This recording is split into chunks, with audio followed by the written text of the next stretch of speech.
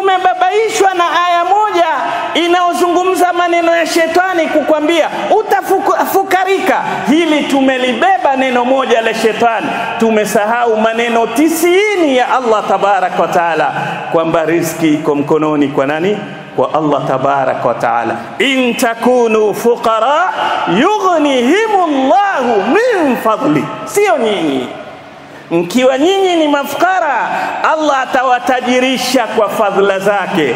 Hakuna nafasi ya mu'min kuwa muoga na maisha.